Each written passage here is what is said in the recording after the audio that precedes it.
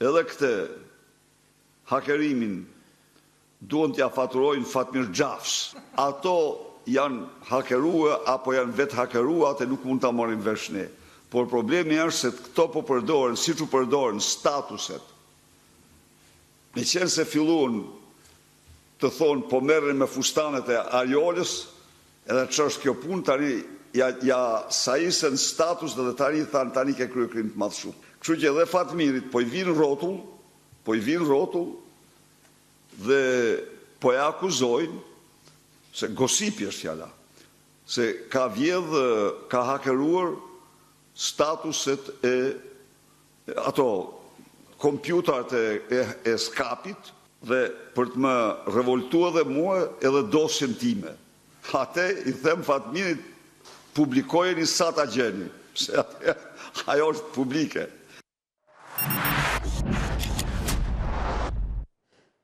Në fakt është një sinkron që me thënë drejtën unë kuptova pak se nuk e kam ndjekur shumë të, por kama skapin dhe Fatmir Xhavaj, mi lidh pak këto dyja aksiona.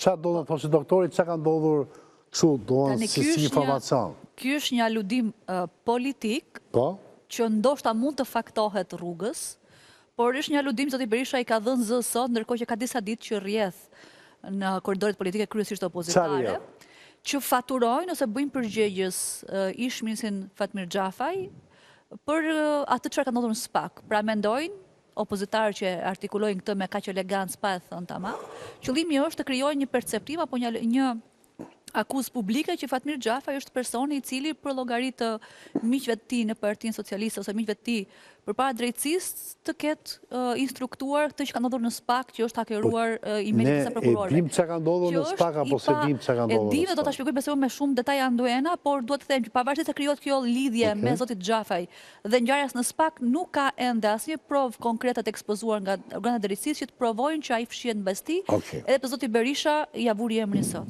Pak kuptova unë nga zoti Berisha dhe ti sa do që mundove, unë pak kuptova për se. Po s'mund të i faturoj të Xhafaj një akuzë që nuk ja provoj dot. Pra qëllimi zotit Berisha është të thotë që nuk jam dosha në brendësitë e lajmit, duhet lajmin fillim, dakor. Pastaj interpretimi i tij. Pak gabova unë që vura interpretimin politik të lajmit që ishte ai i Berishës dhe pastaj vetë lajmin.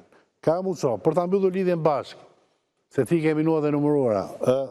Mund ta di çka ka ndodhur, domthon ku është e vërteta, ku është spekulimi dhe një hipotezë. Tikun ditën e 2 të marsit është bërë një kontroll tek ETC-ja, i cili është raportuar shumë pak nga BKH-s në atë kohë. Dhe dëshmimtar në një nga katët e asaj, mund të themi, Gradacele, çka quhet ajo pallat kështu i lartë, përballë me kishën katolike, thonë që kanë qenë disa persona civil që në moment caktuar kur u hap një derë, një zyre aty, hynë me njërë me distriktiva dhe kryen një kontroll, morën me veten materiale, pajisje elektronike dhe ikën. Dhe në atë kohë aludoje për çfarë ishte ky kontroll, me çfarë kishte lidhje, por u la kështu si në heshtje për shkak të zhvillimeve tjera që po thonin.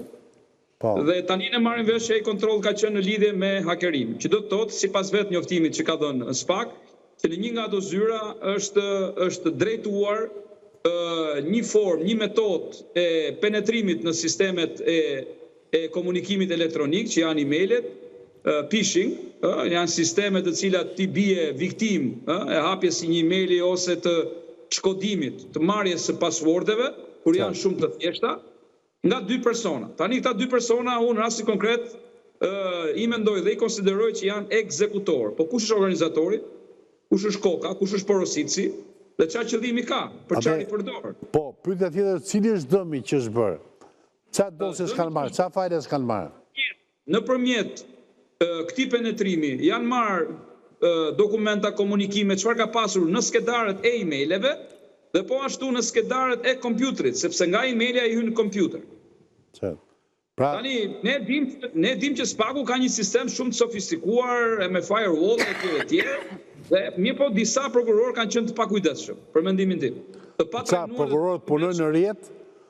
Punojnë në rjetë apo kanë kompjuter individuale? Kanë qenë të pakujdesshëm për të rirë dhe për të pasur sisteme më të mira mbrojtje me pasworde dhe me identifikim më të sigurt. Kjo ka bërë që këta të hyjnë, por nuk kanë hyrë në të gjithë, kanë tentuar të hyrë në të gjithë kompjutrat, kanë hyrë vetëm në 3 prej tyre, dyshohet dhe për të tjerë, po verifikohen, është një pikpyetje e madhe ende se çfarë dëmi, e pra ende s'ka një përfundim të hetimeve se çfarë ka ndodhur në të vërtetë.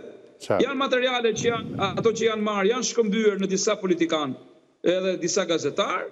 Janë shkruar spagu që mos t'i nxirrni sepse janë sekrete, aty bëhet fjalë për politikanë, për biznesmen. Tani unë qëllimi tyre nuk e di, mbase është një shantazh, një luftë e brendshme, një hakmarrje ndaj dikujt nga dikush. Nuk di ta them këtë sepse po zhvillohen hetime, por sigurisht që deri tani në këtë fazë të hetimit nuk është vënë re ndonjë bashkëpunim nga brenda spakut, po për mua një lloj panorame të përgjithshme se çfarë sisteme sigurie ka, aty do ta ketë dhënë një njeri i brendshëm. Dhe ta hetojnë, ta shikojnë. Pyetja ka musho.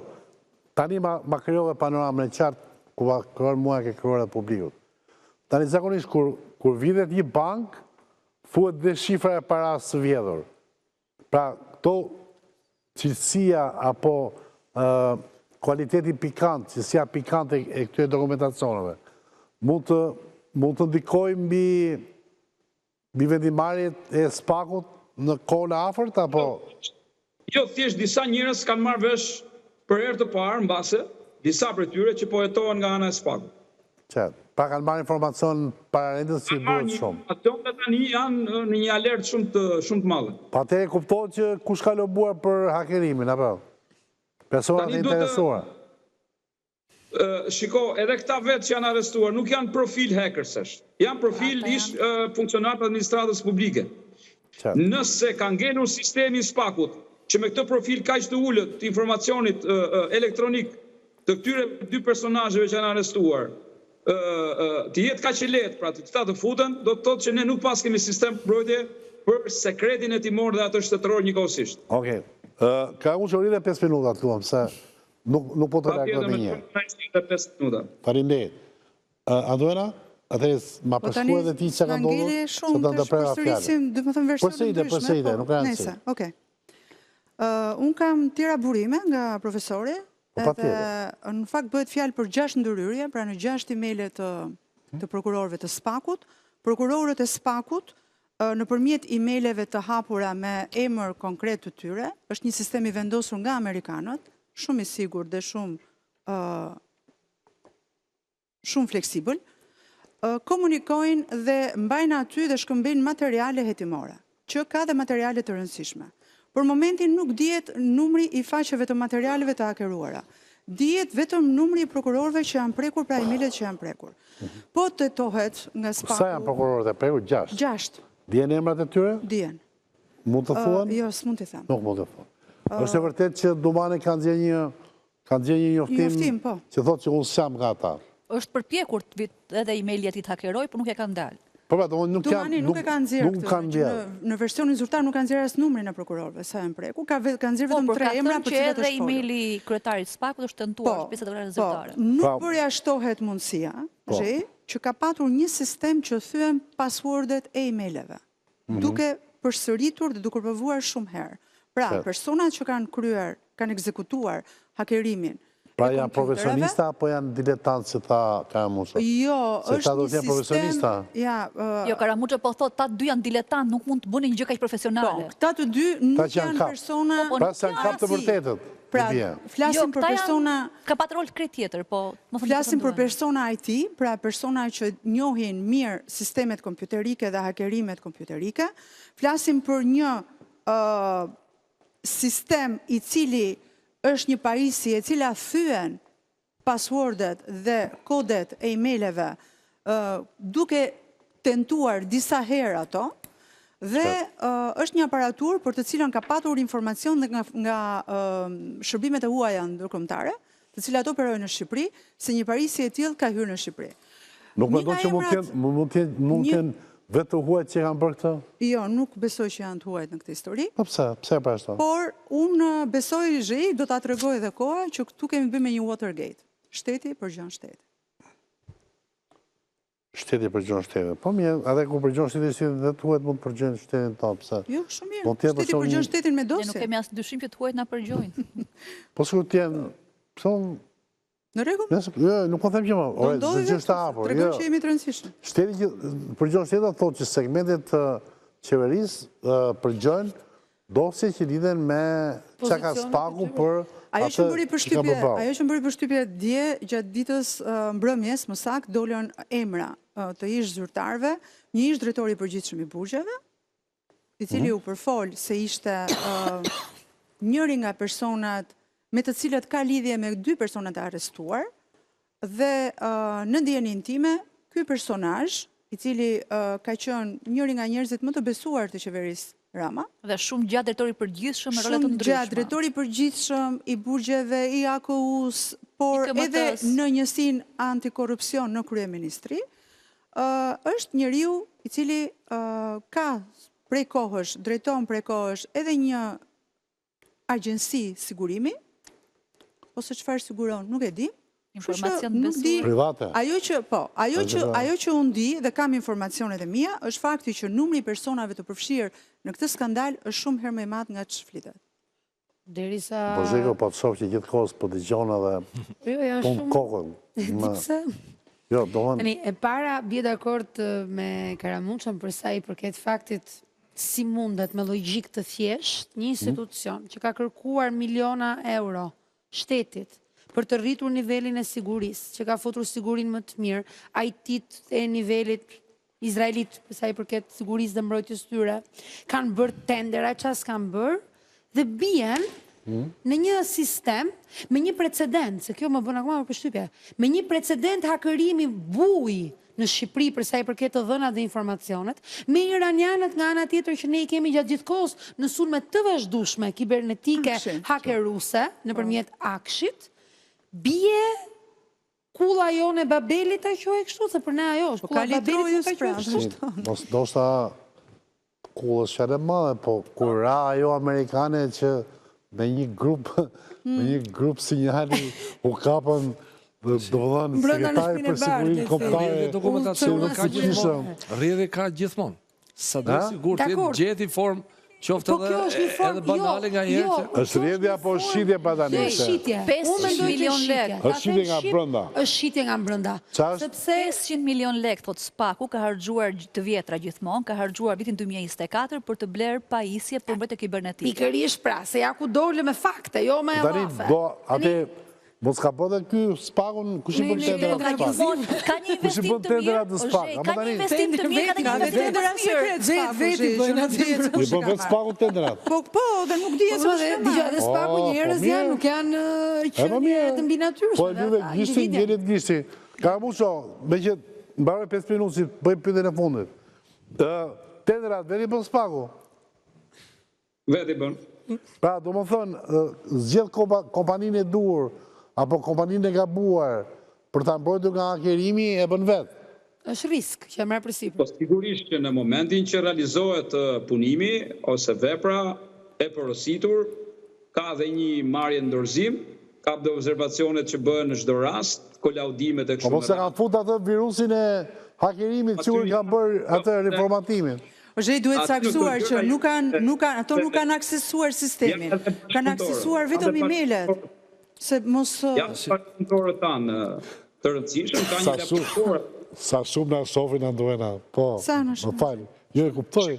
Një gjë është gjej për ta mbyllur diskutimin. Sot në Evropë dhe në gjithë botën, po sidomos në vendet në zhvillim, jo edhe në vende tjera madje shumë më të zhvilluara, nuk ka asgjë të sigurt. Teknologjia është totalisht e pasigurt. Por ka një shprehje shumë të madhe, lapidar duhet të thënë këto vetë Spaku ose vetë personat të cilët shkojnë dhe trajnohen agjensit e huaja, gjëja që ju thuhet në lidhje me përgjimet është që përgjimit pastron. Okej. Është një shprehje shumë e madhe që të pastron që do më thotë del nëse je mirë të jesh i përgjuar se je i pastruar. Po si je i përgjuar do thotë je i dyshim. A kuptoj. Me këtë e mbyllë shumë bukur. Falenderoj Karamuço. Ne të dy si bjetë të jemi të përgjuar, pastruar? Mendoj se po, se nuk kemi gjëra të rrezikshme për të thënë një tjetër. Edhe unë jam dakord me atë lloj pastrimi. Natë mirë. Mirupafshim. Zoti Karanca, sa mendon që ndikon kjo në besueshmërinë e SPAK-ut, por sidomos në... A ka lidhje njëherë me këtë takimin me ambasadorët të Erdit Tumanit, se gjëja ka ndodhur përpara? Shef në një lidhje, si e shef të kotuar SPAK-un në këtë moment? Të shofim rastin konkret. Rastin konkret kemi një hyrje të pa autorizuar nga persona jashtë. Vetë prokurorët që përjetojnë SPAK-u, që përjetojnë këtë çështje, përjetojnë në kuadër të grupit strukturuar kriminal. Jam dakord me Andoenën që mund të jetë një grup shumë i madh që marrin informacione, domethënë nuk është vetëm për 3 dosje që bëhet fjalë për biznesmenin, për një zyrtar të lartë, për një femër, çka kemi dëgjuar nëpër media. Se është një femër? Po është një femër. Është një femër. A bizneswoman? Është një femër. Qa mosha apo pozitiv? Shi e re do jetë re. Është single apo? Përgjithsisht janë të reja këto bizneswoman të këtyre kësaj bote. Bizneswoman single apo? Mirë është që t'jetë martuar se shkopertuar. Duhet i burr për çadër. Ka i burr, do pas ka një burr për çadër. Me letra ka i burr. Ti e njeh këtë po? Okej. Jo, unë s'e po. Me intuit. Po, në rregull, po fal Kraco. Dhe kjo është ideja, domethënë që të hetohet, që të arrim me konkluzion sakt, sepse jemi dakord që mund të kemi edhe sistemet, mund të kesh një kaltroj aty, pra ke një person i brendshëm që ka orientuar, mund të jesh shumë i sigurt nga jashtë, por ke tradhtari brenda. Krijon kjo alarm në SPAK? Sigurisht. Alarm krijon sepse po dalin dhënat. Pra po shkojnë dhënat dorë të panderët, po të cënohet hetimi, sepse një person që nuk e dite që ishte në hetimi, doli sekreti dhe dëmton kjo hetimi. Pra, do të thotë kjo është e vërtetuar që ka dalë sekreti. Po, ka dalë sepse gjesa i ka shku 6 gazetarëve. 2 gazetarëve në këtë rast. 2 gazetarëve dhe disa politikanë. Po i ka dalë 2 gazetarëve, i ka shkuar gjithë mahallës, po. Por çështja është po pse nuk është botuar? Gazetarët flasin gazetarë. Sepse me njëherë SPAK-u, pra ideja është që një projektive të SPAK-ut... Pra këto dosjet e grabitura, për të kapinjen, ju dhanë 2 gazetarëve nga ata që i botojnë. Tani është një ish ministër, deputet aktual, kandidat për deputet prap. Po. Ai e di kush është që nuk ka kuptim t'ja themi nëse nuk as nuk e ndihmojmë as e shpëtojnë tani. Po. Është një biznesmen dhe një zyrtar tjetër i lartë. Pra janë 3 dosje. Më e madhja është e këtij ish ministrit, që ka rreth 100 faqe. Këto janë dërguar në telefonat e 2 gazetarëve. Njëri e ka thënë emrin. Jo, nuk ishte. Njëri ka qenë Elvi Fundo dhe Elvi Fundo e ka thënë që është, tjetri ka zgjedhur të mos e thotë. Që më ka ardhur dhe mua, po të gjithë ne e dim se kush është dhe i dyti, janë zgjedhur 2 gazetarë me profil opozitar, me idenë që presupozohet që sapo ta merrnin, do ta nxjerrin më njëherë. Ka qelluar që Fundo, siç ka treguar vetë, ka qenë i zënë atë moment, dhe ndërkohë që Fundo po lexon Ndërkohë që Fundo po lexoi viterat më me këtë emailin që i kishte, të WhatsApp-in që i kishte ardhur, SPAK-u i dërgoi më njëherë urdhër në WhatsApp për të ndaluar publikimin, sepse IT-ja i SPAK-ut kishte kuptuar, kishte tentativa për të thyer sistemin dhe më njëherë ishin në lëvizje dhe kishin kuptuar gjithë zinxhirin që nga 2 zyrtarët e nivelit të ulët kishte pasur këtë informacion. Pra nuk u publikua sepse SPAK-u urdhëroi të mos publikohej. Dhe ishte e qartë kush të kishte në pa që urdhë zbatohet, se sepse kjo është e qartë dije që kishte shkuar të 2 vetave. Dhe të 2 do shkonin në burg nëse do të shpërndajnë me gjë. Po, nëse këtyre 2 vetave i shkon, ata që ja kanë dërguar këtyre 2 vetave janë kapur? Po, ata 2 janë arrestuar. Të janë të arrestuar. Të arrestuar se kanë shumë me telefonë vetë. Ndërmjetësit janë arrestuar. Por ideja është, ky hetim që ne e trajtojmë si diçka jo na karuar me emailët, po për mua është alarm. Në konceptin ton të paktën të drejtësisë është katastrofë. Pse? Se të hakerosh në strukturën e posaçme, e cila ka pjesën e besueshmërisë 70%, e cila ka dosje shumë të nxehta në një periudhë shumë afër zgjedhjeve, do të thotë që situata realisht është aq alarmante sa ndoshta, po e quajmë kështu, ky person i mbrëmshëm mund të jetë ai që ka njoftuar këta individët, shikni se jeni ju kokat e turkut të shteta. SPAK-u ka 2 elementë për mua që është treguar në deklaratën e sotme i pasinqertë. Para një herë reagoi shumë vonë ku gazetarët kanë pyetur prej ditësh. Elementi i parë përjashton mundësinë që të ketë patur akses për te emailit, pra në dokumente zyrtare. Ekspertë IT-s dinë që po hyra në email, ke hyrë në kompjuter e ke marrë gjitha. Sepse ajo është në internet i gjitha. Ekspertët IT-s që kanë folur të dytë kanë thënë se është e pamundur që të hyesh edhe në email dhe në kompjuter pa një njeri të brendshëm. arrestuar ndërmjetësit dhe jo Unë them janë ndërmjetës, dy subjektët nuk janë hakerusit. Patjetër. Pra janë ata që kanë bërë kalimin e fajleve. Ata ishin hallkar fundit që mund gjurmoshin se çfarë ndodhi. Për të ndërprerë gjurmimin. Është thjesht një hile. Unë thjesht po them që Spaku nuk është treguar i sinqert me faktin që thotë nuk kam tradhtit brendshme, se në fakt sipas ekspertëve, sipas ekspertëve, mos e mashtro publikun të paktën. Kaq është treguar shumë i sinqert, sepse nuk dhe mos u thuaj njerëzve që ti më ke hyrë në email, mos më ke hyrë në kompjuter, se po më hyrë në email, më ke hyrë në kompjuter dhe çdo njeri minimalist e di diferencën midis të hysh në emailin nëpërmjet këta arrestuar. Mund dalim me një, domethënë, prokuror, ish prokuror, zoti Karanca, nëse këta dy fisar arrestuar një person tjetër. Nështrohen në një presion shumë të madh, ta i tregojnë shokët. Ato do i tregojnë shokët. Ata mos i kanë treguar, rrezik i kanë treguar shokët. Ata rrezik i kanë treguar, se janë vegjël se mbaj presionin. Derisa doli dhe u bë publike, shokët janë treguar. Ata janë cironka, nuk kanë spesh. Kam rezervuar vetëm 1 minutë për Andruelën. Atëherë, që se këto janë informacione, okay, diskutimi s'mbaron kur, por mos harrojmë, kemi të bëjmë një vjedhje. Prokurorin e ku e kemi. Kur tjetri shkon për të vjedhur në shtëpinë e dikujt, di që aty ka X material. Dhe që s'ka njëri shtëpi. X gjë. Ka raste kur hajdutët vjedhin dhe ato çfarë mund të gjejnë aty dhe ju kap syri. Tani jemi përpara dy momenteve. O kjo gjë është edhe më shumë se ç'duhet politike për t'i ulur kredibilitetin dhe ta bëj sa më vulnerabël Spakun, ose njerëz me shumë fuqi, koka të mëdha zhej, me shumë para, se ti e unë ne da nuk mund ta bëjmë dot, ç'a jemi ne këtu, kanë paguar që të marrin informacionet për të cilat Spaku ka ndaj tyre. S'ka më kohë. Karanca, vëjmë një Ishte shumë shkurt. Këtu ka dhe pak mish dhije, po të themi, ashtu? Pse është mish i dhis? Sepse është përdorur një ish ministër nëpërmjet një forme që t'i lehet opozitës. Pra, kjo ishte edhe qëllimi. Okej, Karanca, unë falenderoj shumë edhe për të ndërhyrje. Falenderit za ekonomi, falenderit Lozheku dhe falenderit Albani, falenderoj gjithashtu dhe profesor Karamuçon që ishte në lidhje me ne nga shtetit. Nga një vend që nuk mund ta themi dot, herë tjetër do t'ja themi. Në Spanjë, në Maldive. Po thash gabim, pra jo. Diversion. Diversion, bravo. Në Tenerife, se thas. Kjo ishte 360 grada për sot. E mundohemi herpasherë ta, po themi, ta shtensionojmë situatën, se me të vërtet, nga gjeopolitika në frontin e brendshëm është më tension i lartë, s'mbadë ka kaq shumë kohë. Mirupafshim.